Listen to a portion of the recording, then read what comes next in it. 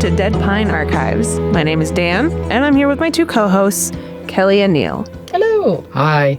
Today, which one of you is doing something? That would be me. Okay, today Kelly has a little cryptid story for us. I do. I didn't know it was a cryptid. I did just guess. It can only be one of a handful of things, and today we're talking cryptids. We're going back to my bread and butter, which is monsters. Monsters. They're not just for boys. Whoa. Coming in hot I already. do kind of want a shirt that says that, or a sticker, like monsters, not just for boys. Yeah. So this one, today what we're going to be covering is a creature that is known by many, many names. Some that only Many names? the forest can pronounce. No. Both of you did very different references. And Neil, jail. Right to jail, right away.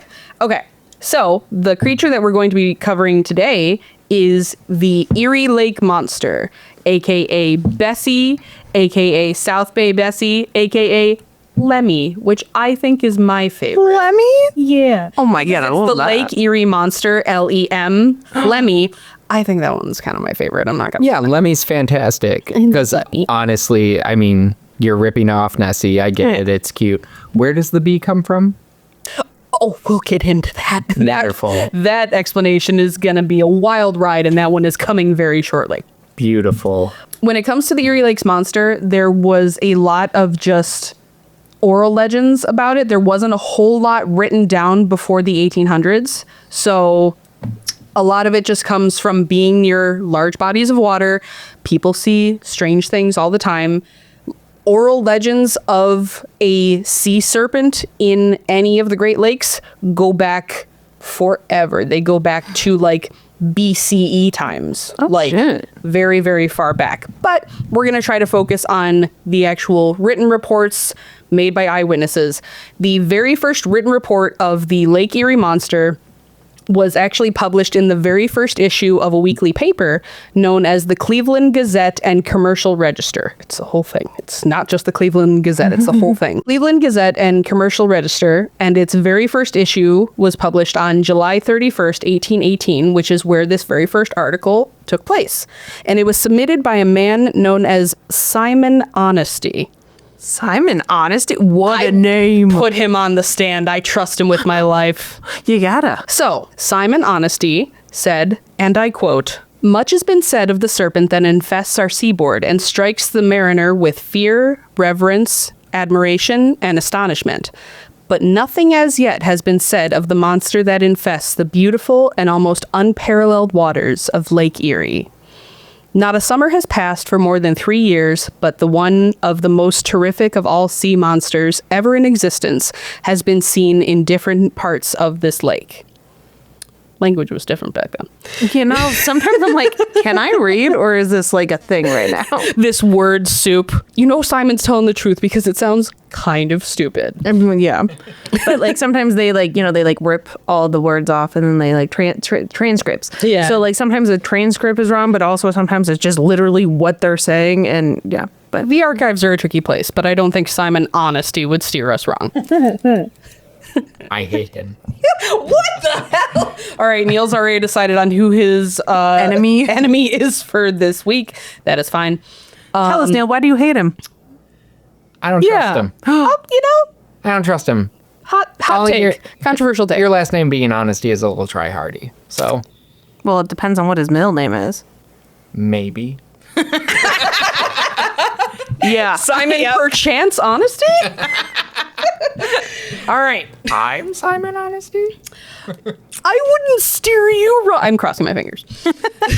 All right. Yesterday morning, as soon as the sun had dispelled the darkness of the night, being on board of the sloop Speculation, the name of the ship was the Speculation, which was captained by Theodore J. Shaver.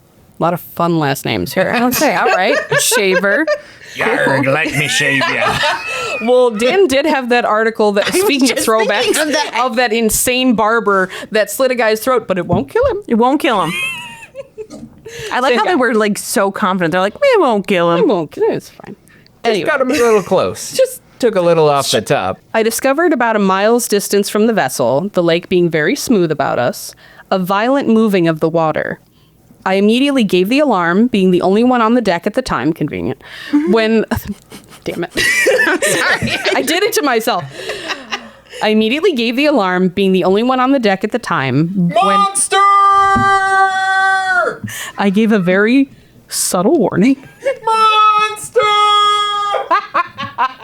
Oh my freaking god, it's a monster! Subtle. And that's how the story went. When all on board, both sailors and passengers came immediately above. So this was also a passenger ship. So there were crewmen aboard, but there were also just civilians being like, what the hell? At first, it was supposed to be a water spout. But soon on its approaching us near, we discovered, to our great surprise, that it was a species of a wonderful sea serpent. Its head and tail were erected and raised to equal distances from the water, which was as near as we could judge, about 50 feet. He then goes on to say that some of the people brave enough on board grabbed weapons and prepared to defend the ship against the creature as it drifted closer. He wrote that the serpent didn't stay long, possibly when it caught sight of the dangers on board. It then hissed, turned, slapped its tail in the water at them, and then took off beneath the water surface once more. Yeah, Simon armed with a what?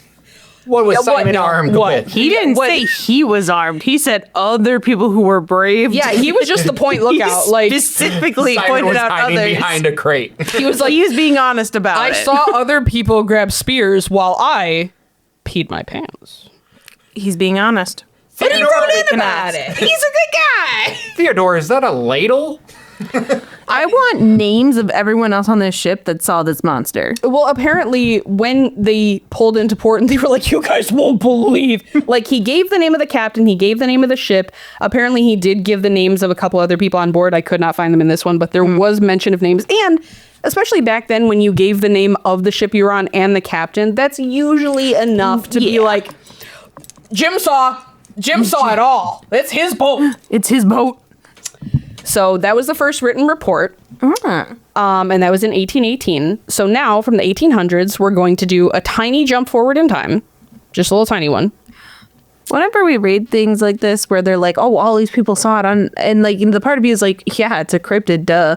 But then the other part's like, what animal could it have been that convinced them that it was a cryptid? Well, that's the thing. A lot of people, whenever they hear legends of any sort of sea monster that's built like this, a lot of people will say a plesiosaur. Yeah. One of, for the listeners, one of those dinosaurs. Rawr. That's a dinosaur noise. I mean, technically, we don't know what they sound like. They could have sounded exactly like It's that. your typical sea monster. It's one of those ones with a long neck, snake-like head, and a body with, like, 2 large fins. But it had feathers. Is it Leporion? Nope. What? Lapras. Lapras. Yeah. Yeah. Yeah, Lapras. Yeah. That's usually the standard, but the issue with that, with the Great Lakes sea monsters that always get talked about versus the ones at Loch Ness, the Loch is a lot older than the Great Lakes because the glaciers that had to melt and help form the lakes are a lot younger. Though I will say, the first written report of the Loch Ness Monster didn't happen until the 1900s. So technically, our Erie Lakes Monster was on the books before Nessie was. Oh my God, we came first? Yeah. Oh, gee. Lemmy. Oh, yeah. At first, I thought you were going like, oh, gee, Simon got the credit. La, la, la. It's like, no, I understand Lemmy, the OG, because she is, and I love her. I love Dude, that's crazy. I'm so proud of us right now. Yeah. We did it. Us. We did it. These people. Whenever you hear about them, because there's another one that I think is like in Lake Superior or whatever, or the other side. Yeah. Whenever you hear them, their names sound very close to Nessie, which I like get. But oh my God, we came first. Yeah. Nessie copied us. Yeah, well, You heard it here first. There's a lot of fanfare around. Maybe you didn't. I don't know. Well, especially from from people all over, but just speaking as a American from the Midwest, I think there's a lot of lore and splendor surrounding Nessie and the lochs and everything in Scotland just because it feels more legendary and whimsical than a snake off the coast of Ohio. Okay. So that's where the fanfare comes from. I love our homegrown cryptids. Absolutely. I love Lemmy. And that is what I will continue to call her. But there is that whole thing about like being, in America, being an American in America in this day and age. It just, it always kind of feels a little bit like our cryptids or our stories because, how America is today is relatively new compared to everywhere else. That it feels like, do we really have that? You know what I mean? I mean, obviously, like, if you go back, you'll get like all the Native American stories that then do kind of like, a lot of them do like, form into like current like mythologies too, because, that's how it works. But it's just one of those things that like, you're like, oh, ours are just as old? What? Yeah. Well, and there are legends there. Maybe we'll get into it at some point down the road when we go into older and older legends, but there are indigenous legends of a great horned serpent that lives in like the underworld. And some people were like, we speculate, could this be the big snake? Like, yeah, I don't know.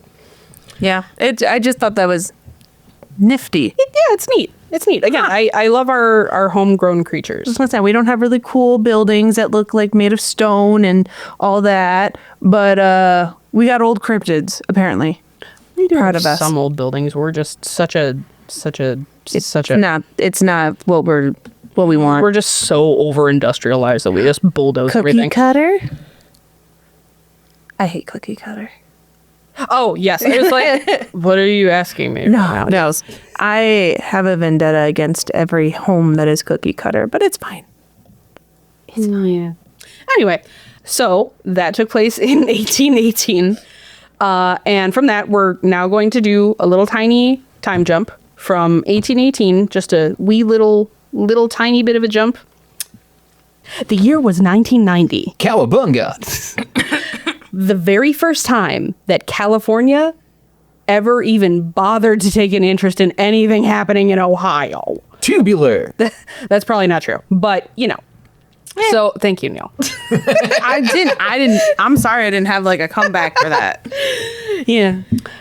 So the LA Times picked up a story out of Toledo in September of 1990 when a man by the name of Harold Bricker and his family reignited a wave of what the Times described as a monster mania amongst other locals in the lakefront communities.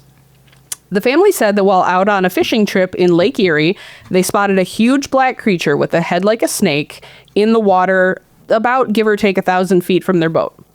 Bless them, I cannot tell distances, so I would have been like, it was somewhere between 4 feet and 6 miles away. I saw it. It was like, when you see it, it's like a little bit, it's a distance, know? It's something. Yeah. So Harold, the father, who was 67 at the time, wanted to get a closer look, but the thing was swimming as fast as their boat was going. And his son Robert said, no. He allegedly said... No, allegedly. I feel like in reality, if you were out on a boat with your family and you suddenly saw a giant thing swimming, you would have been like, oh, fuck! But also, especially on the lakes. Yeah. Like in the ocean, you're like, well, there are whales and stuff, which I'm still going to freak out like fully about. But like, at least then you're like, okay, I know that these are there in theory. In the lakes, though, absolutely not. So, all right. Historical side note to this, right? Uh-huh. So this is 1990. Yeah. So we are like kind of right in the middle of the revival of the Satanic Panic. Sure. Right? I wonder, and like this is something we'll have to look up at a later time, if that contributes to higher amounts of supernatural reported sightings when you're already like looking for evil in the innate. Mm-hmm. Are people seeing more cryptids, more aliens, more? That was a very good question. And I thought I saw you look at your phone and I thought you looked up some stupid thing to talk about 1990 where you were going to be like, oh, this is the time that race cars did Hot Wheels or something. Like, race cars did Hot Wheels. I thought it was going to be something really, really stupid. And then he's like, well, actually, let me just like really... Tubular 90s fact with Neil. That giant thing in the lake was actually Gary Busey. I just expected that. And, you know, I'm glad I was wrong. Neil, that is a very interesting point. It very well could be. And it sucks so much because that was such a harmful time in our nation's history. But if you frame it like that, like, oh, that could have opened the door for more people to have more sightings of like unexplainable and possibly like whimsical things. That part of it sounds dope. I love that part of people being more open to being like, look, there's a thing that I can't explain and I saw it in the woods, versus just being like, my name's Joey and it's a bear. Yeah, where was Joey? Well, I want you him gotta to be figure. on the lake. I want him to be on the lake to be like, here's a muskrat. Well, that's like, Joey was a child in the 60s and now we're in the 90s, so he's a grown man. It's time he put away childish things. So, like, not believing in monsters. Yeah, and telling like- the reporters. Like believing in bears when you should be believing in the fanciful. I don't know. I'm sorry. Joey, welcome back, friend of the podcast. Joey, longtime friend of the show. I don't know if you guys know, but we have a lot of friends. Joey, Riley. Yeah. Not a few of them. So some we have enemies of the podcast as well. That's like what, Barbara, Deborah, I don't know, Dolores. The lady with the peg leg went by many names. She did. Sorry, my bad. The many names. I don't remember any of them. Okay, so the Bricker family was out and the dad wanted to get a closer look at his son. Was like, allegedly, he just said, no way, that thing's bigger than we are. Was he on vacation from Minnesota? Who can say? We were on a fishing trip. Oh, there's a monster Listen, that I everyone don't says know. Did you ever hear, like, does anyone from Ohio talk like that? I'm just trying to tell a story, but I will go off on a thing real quick. It kind of sucks that Michigan is included in the Midwest, but it has to be. It's in the smack. It's right there. The issue is, whenever people in pop culture have not experienced the Midwest, the accent that they will usually give is some sort of Canadian, like Montreal, like Minnesota hybrid, when in reality, I mean, we're three people from Michigan. I think we're very baseline. I think that other than knowing how to pronounce certain French streets and We don't know how to pronounce them. We just pronounce them our way. saying Secretary of State as one word, I think that we are pretty baseline.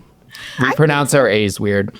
That's like the big thing for Michigan is we do more of an like a whiny sound instead of an when it should be, or and we go Can I have an example, please?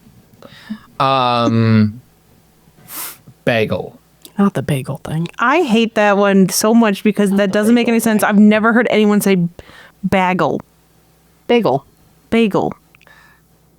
When you think about it, A. Bagel.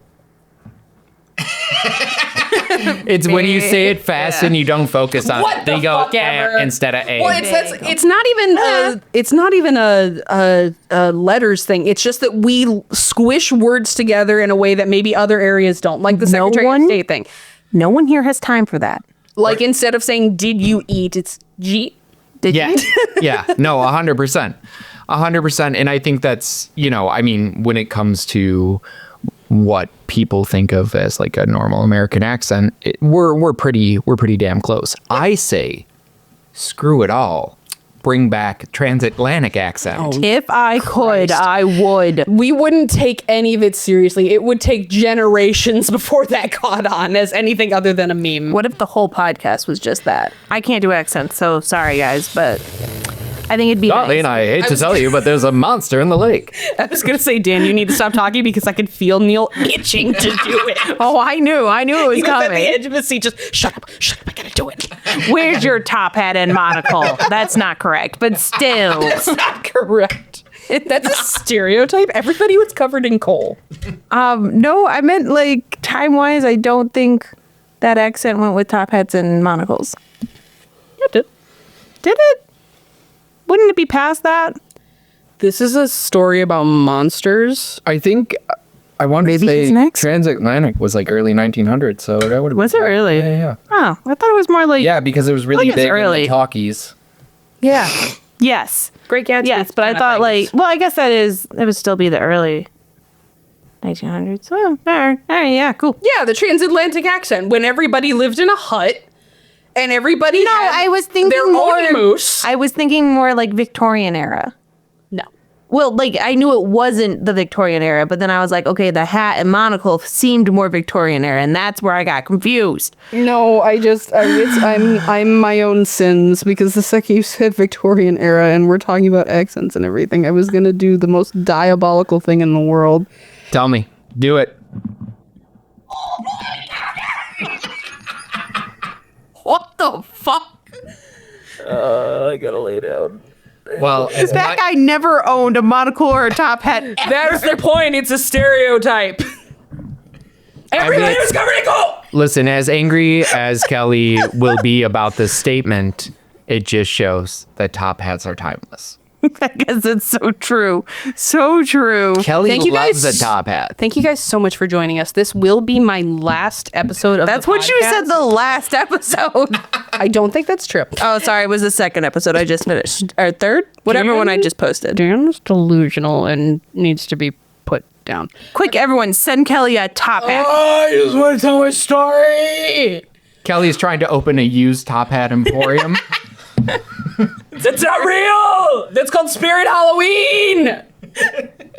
They don't take returns. Okay. I'm making a top hat based nonprofit. Oh, we're going to start a GoFundMe. Ooh, it's a story. Tell your story About the of snake! your snake wearing a top hat. Go. No. What kind of What? I almost said Trogdor. I can't bring it. Trogdor. What is that? What kind of burninator is this? I'm sorry, a what? I will not explain this to you. So, when the dad wanted to get closer, and then his son Robert said, "No way, that thing is bigger than we are," they did not get closer, and instead, when they got back, they went and told the folks at the East Harbor State Park about their encounter, and they had a talk with the rangers and was like, "You wouldn't believe what I saw." Following that, similar reports were made, which then prompted a newspaper editor in Port Clinton, Ohio, to set up a toll-free number for folks to call in reports. Remember, it was the 90s. That same guy also ended up running a contest to name the creature. I don't know what the prize was. I couldn't find it. I hope it was just like the notoriety of being like, it's my creature, I named it. But the winner ended up being South Bay Bessie. That was the name. Partly because, yes, Bessie rhymes with Nessie, but also because of Port Clinton's proximity to the Davis-Bessie nuclear power plant. And it is there that I am going to take a sharp turn, because I fell into a little bit of a rabbit hole with this. We have a radioactive monster. Because I was like, a kaiju? A kaiju? Can we just talk real quick before we get into that about like how innocent the 90s were when it came to a naming competition, and the winner was South Bay Bessie? Yeah.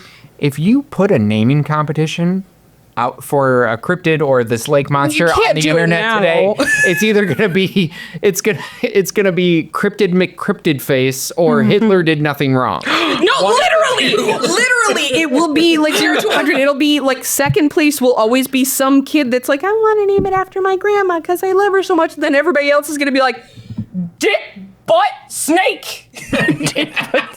When we had elections a while ago, they allowed like people to draw in like one of the stickers you could get for after you voted.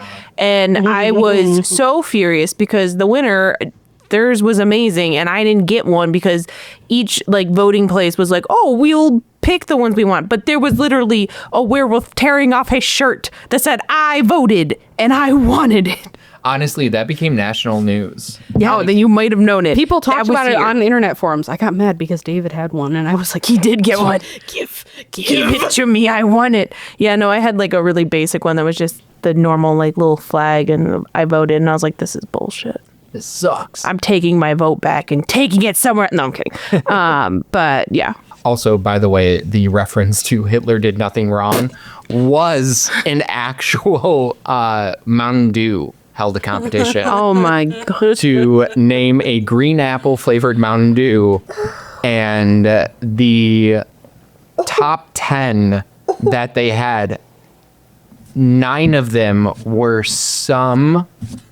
it was a Granny Smith apple flavored, and 9 out of the 10 were something along the lines of like Granny Fapple or Gushin' Granny or something like that. And then the first or second place was just Hitler did nothing wrong as the name of the Mountain Dew. I hate what we've become. But you know what? God fucking man. It does go to show that every vote does matter. Yeah, because fun fact, sometimes when you have a lot of votes for something just because it's funny, there are very real repercussions later on down the road. So the power plant. Okay. We're all doing really good. So yeah, the Davis-Bessie nuclear power plant is on the very, very north end, the very, very north of Ohio. It is very, very close to Michigan. Nuclear power plants are not an unusual thing. They are dotted throughout this great nation. It is what it is.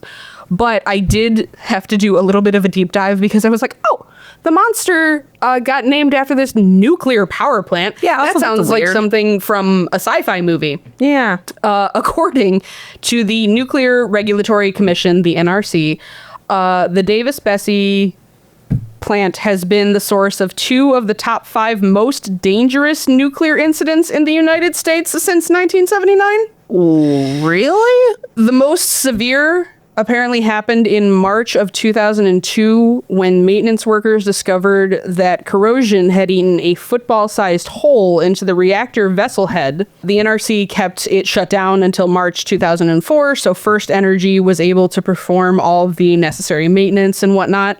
They ended up getting hit with a $5 million fine, which is apparently the largest fine ever to hit a nuclear power plant. Seems justified. The plant was expected to close in 2020 because it was no longer profitable to run when it was competing against natural gas plants. So all the plans were getting updated for a possible shutdown in 2020. But the Ohio House Bill 6 was signed into law in July 2019, which added a fee to residents' utility bills. So the bill was actually alleged to be part of a bribery scandal revealed by the Justice Department in 2020. But since that huge incident in 2002, there have been several notable issues that have popped up. There was a huge computer virus that hit their safety monitoring network in 2003, which shut down the safety monitoring for about 5 hours. Felt very much like Jurassic Park. There was a clever girl. There was a leak in 2008. There was a issue with the replacement reactor heads in 2010. There were shield building cracks discovered in 2011.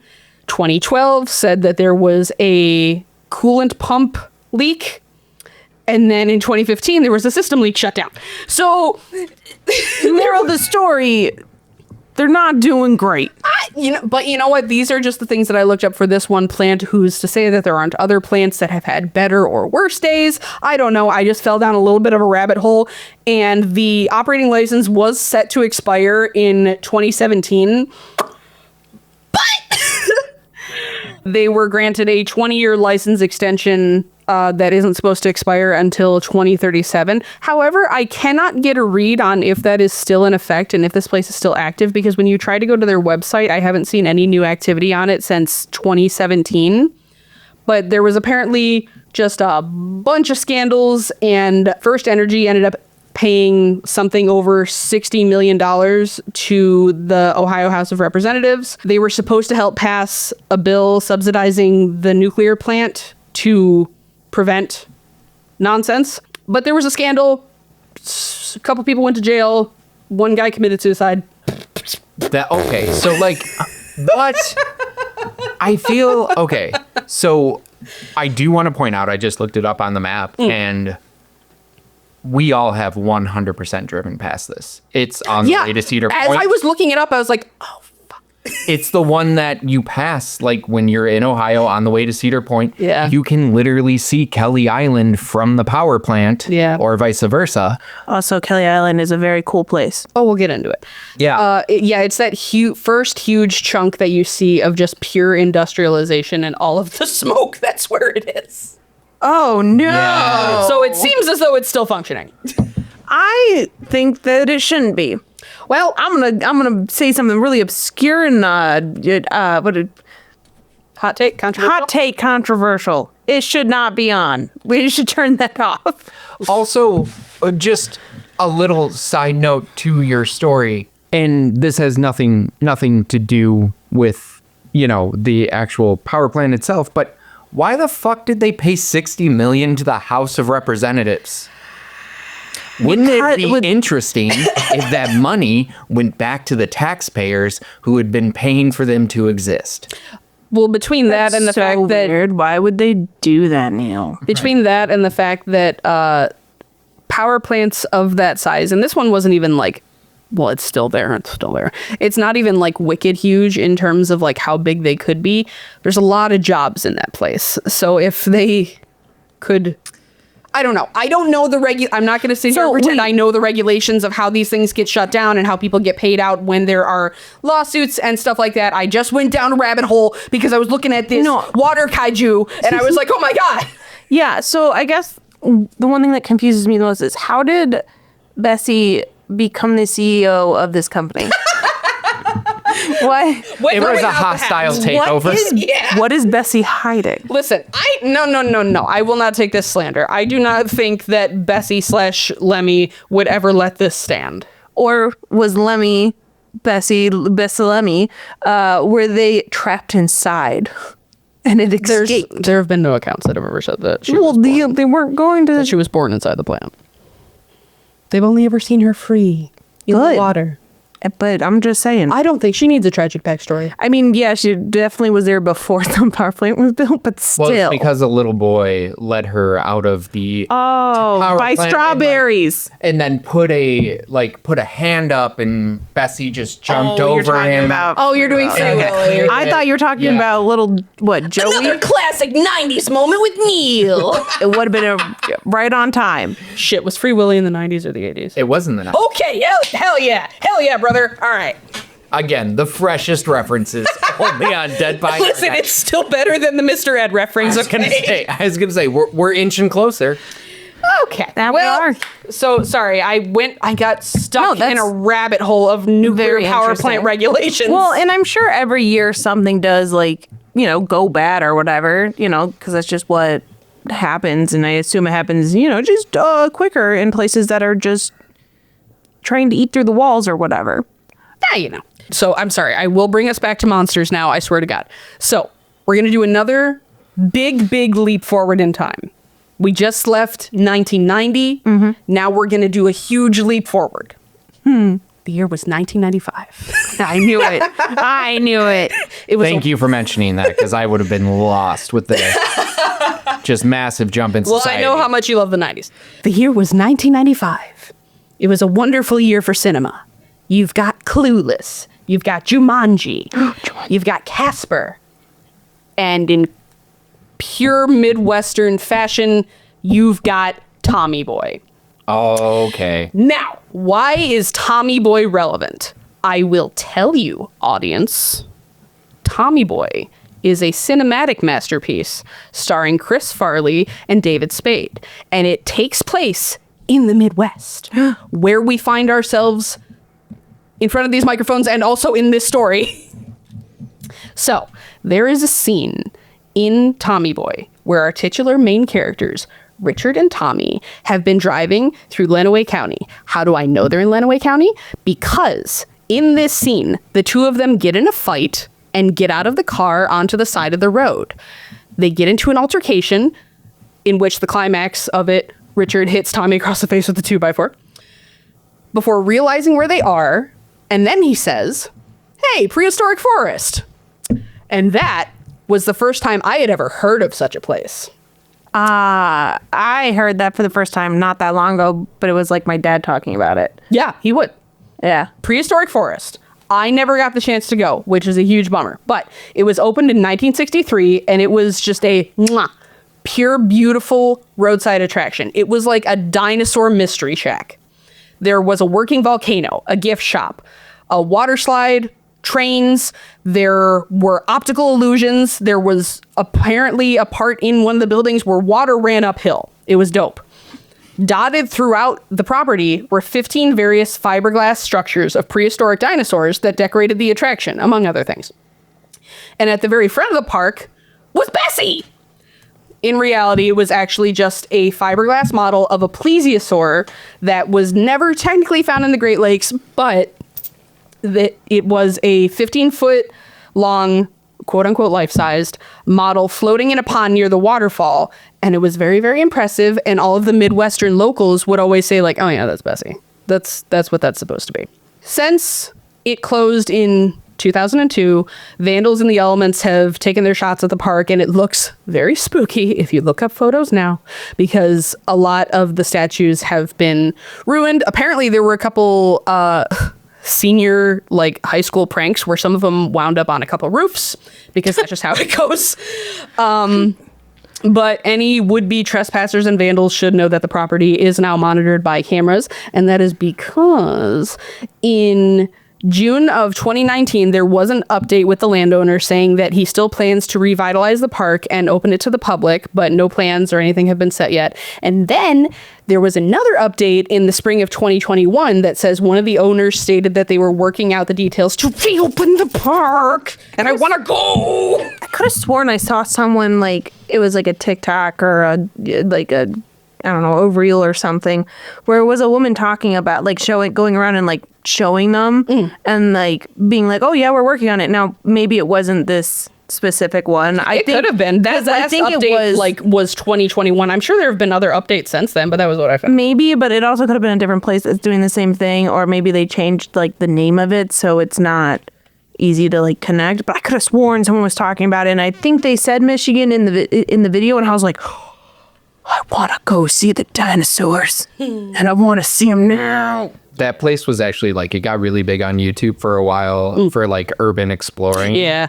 Yeah. Because it looks so spooky. I was going to say, yeah, the thumbnails on those videos, and Belle Isle, I feel, but give it 10 years ago, really. Right.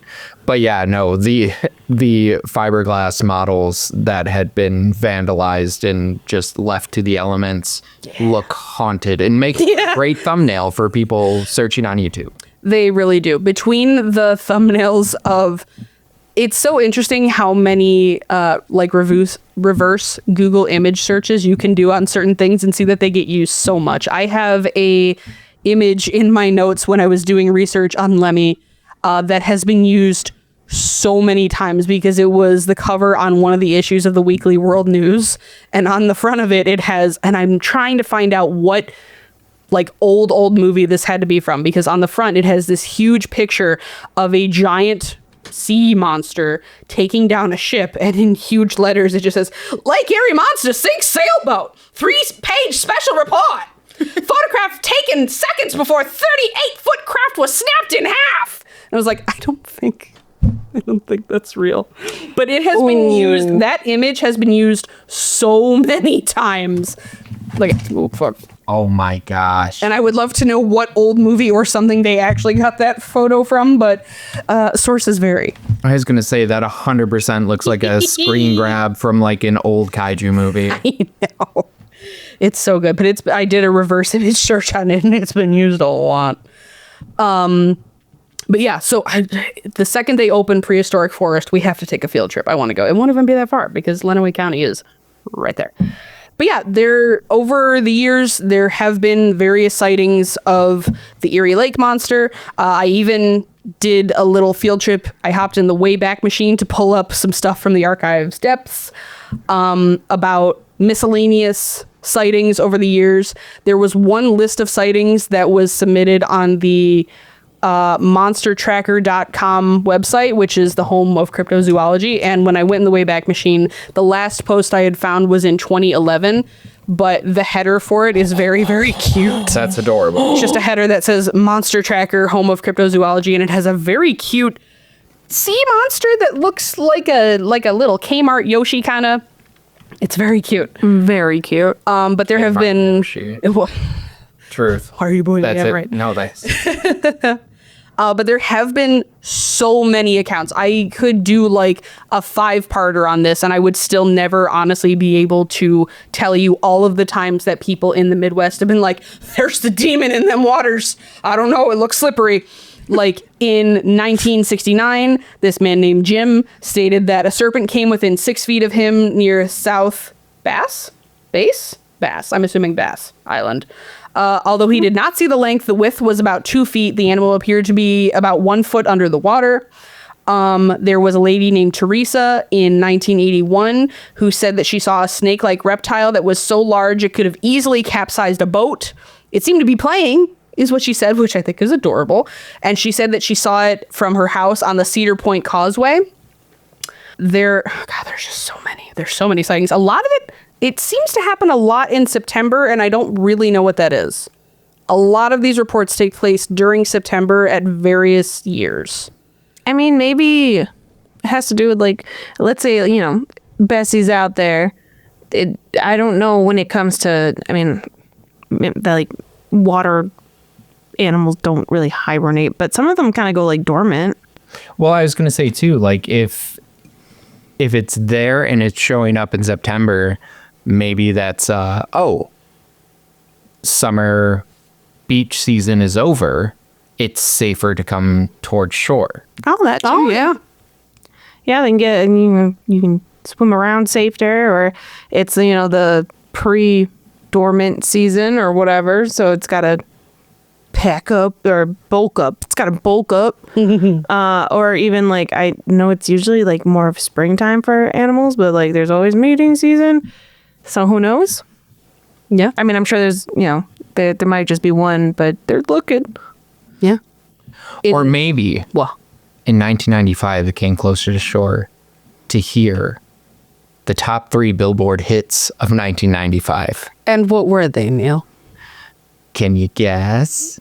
No. I'll give you a hint. No. I'll give you a hint. They were R&B and rap. All 3. Wow. I've never heard a song in my life. That's what my brain's telling me. Yeah, that's kind of how it goes. Yeah. The number one, let's start at the bottom. Oh, boy. All right. You gonna do your radio voice and everything? Should I do my Casey Kasem? What a reference. All right. So at number 3 on the Billboard Top 100 for 1995, it is Seal with Kiss from a Rose. Okay, that's beautiful. Which means 1995 must have been the year that Batman Forever came out. Yeah. At number 2, we have TLC with Waterfalls. Okay, these are all right. These are already slapping. And waterfalls? Yeah, I feel water-based. Got it. Lemmy would love this. Right. Because, as we talked about, Lemmy is the OG. Our number 1 single for 1995 is Gangster's Paradise by Coolio. Yes. These are all beautiful things. And I think in answer to that, I'm sure she would have gotten closer just so she could hear those hits. I think she would love it. Oh, man. What a 3, you know? What a 3. Probably to grab a couple tubes of lip smackers that she's just going to eat. Well, all right. A couple truckloads, probably, because there was also a man named Dale in September of 1989 who said that he came face to face with the creature. He reported that it was twice the size of his 16-foot boat. and that the location was in calm waters just off of the Lorraine Coast Guard station. And he saw it for about 3 or 4 minutes. So That's a long time to see it. Just hung out and was just like, look, he was just staring. Listen, when there are reports and they're like, oh, I like caught a glimpse of it, I'm like, all right, like you could have seen it. It could have been anything, you know. Your mind plays tricks on you. You could have seen an animal you couldn't really pick up. When someone's like, oh, I saw it for like 5 minutes straight, I would be, oh, that sounds real to me. You know what I mean? Like, Yeah. Oh, 100%. 100%. Yeah. I had a staring contest with the monster for 25 minutes. You're right. And wouldn't you know I didn't blink once. Wouldn't you know it? I didn't have a single phone on me. But yeah, so a lot of sightings in the 90s. Things kind of died off a little bit, but as with other cryptid stories, when something like this is local, there will always be some little subgroup in a community that tracks these things, whether it's through Facebook or other forms of social media. So there are still people that are tracking it just as like a fun little hobby, and they still celebrate them. There was a little news fluff piece this year. Oh my God. This year in May of 2025, where Erie News Now did a fluff piece on the subject of the Lake Erie Monster, because apparently, you guys, we have to go. Apparently, this is a French word. Neil, how do you think you pronounce this? Conneneaut. Connect. Conneaut? Yeah. Cano? Sure. Forgive me if I mispronounce this, but apparently there has been a Lake Erie Monster Festival that has been held for the past 6 years. It celebrates the legend of the Lake Erie monsters. There's food, there's crafts, there's kids' activities, and they have mermaids and pirates that you can hang out with. And apparently the main attraction is a contest where people submit their artwork of Lemmy. And you can do paintings, drawings, sculptures. Apparently, they also had somebody that made like a trash sculpture out of the monster. I really want to go to this. When really, is really it? bad. It looks like when they were there, it was in May. Dude, let's go. Yeah. Yeah, 2026. Let's make it happen. Yeah. Oh, it even says at the bottom on their news site, the festival is held each year. Oh, I do have to say it. The festival is held each year at the Cano, forgive me if I'm saying that wrong, Art Center grounds in Cano. It is apparently very close to Lake Erie, and the Lake Erie Monster Art Contest is open to anyone ages 4 and above, and there will be prizes. I'm above 4.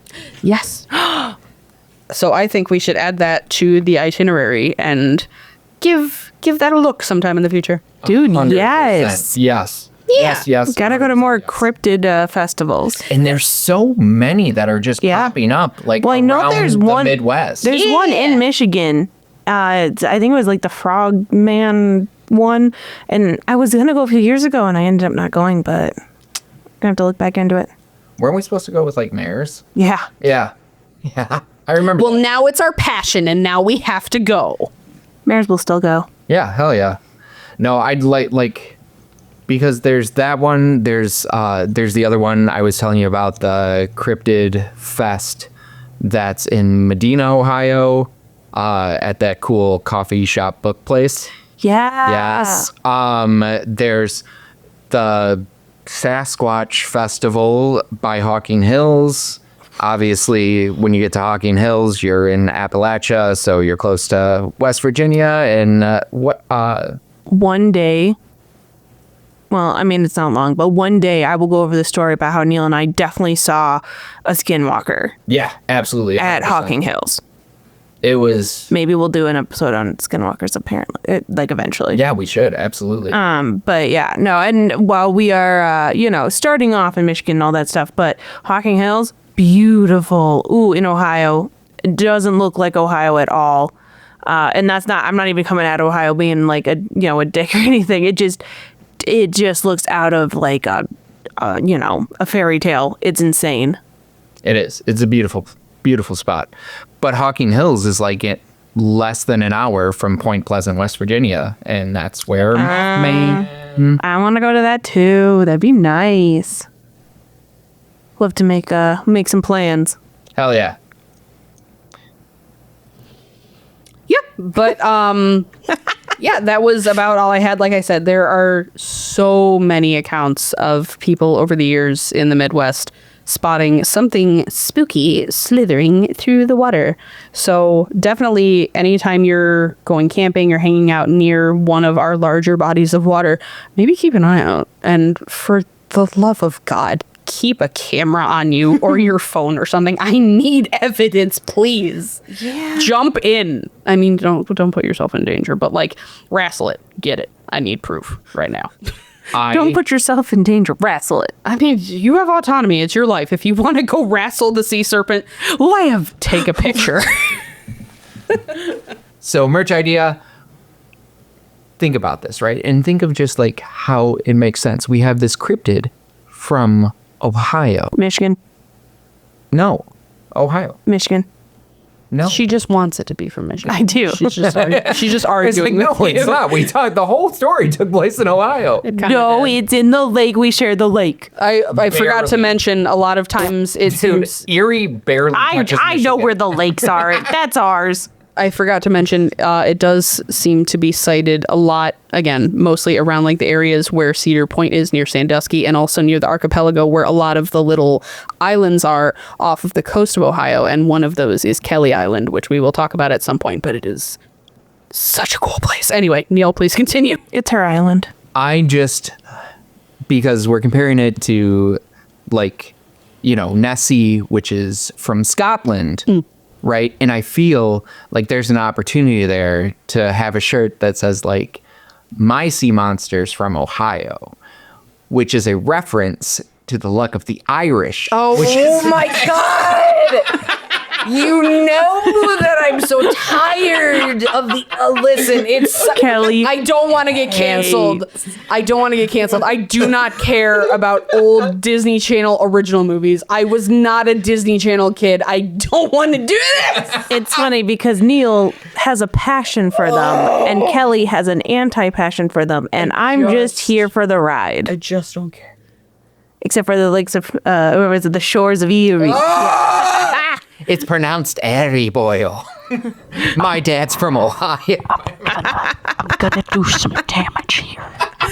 I'm gonna take lives. Why does it sound like you're about to complain about society? No, I don't make that joke nearly as often as you do. I say it You can't say constantly. the word society like a normal person. I can't. Try. I don't want to do it. Anyways, moving on. Well, like I said, that's all I got. Get ready. I did actually double check it, and it turns out that the Lake Erie Monster Festival, this year, it was held in August, so obviously 2025 is over, so it seems like it's held more so around that time. But get ready, Lake Erie Monster Festival. We're gonna see you next year. Yeah, let's get a table. Absolutely. We'll set up for the podcast. Maybe we'll do a Oh my live gosh. live Bessie watch. I would love that. She ain't I gonna love come that. out for If us. somebody isn't already doing that. Well, thank you so much, Kelly. Yeah. That's fantastic. I had no idea Bessie was a thing. Yeah. And yeah, wow. Lot of jumping going around. on. How close is this festival to that nuclear power plant? Because Oh, what a fun question. Well, I won't give exact details of where we are, but that plant is definitely closer than I want it to be. Yeah. Yeah. So, it is. Don't love that. But thank you guys so much for joining us. This has been a gas. We covered the 90s, we covered nuclear power plants, we covered sea serpents, and an honest man named Simon. So, Oh, Simon. You can find all episodes of Dead Pine Archives wherever you get your podcasts or on YouTube at Hiraeth Films or at HiraethPodcastNetwork.com. Yeah. Bye. Bye.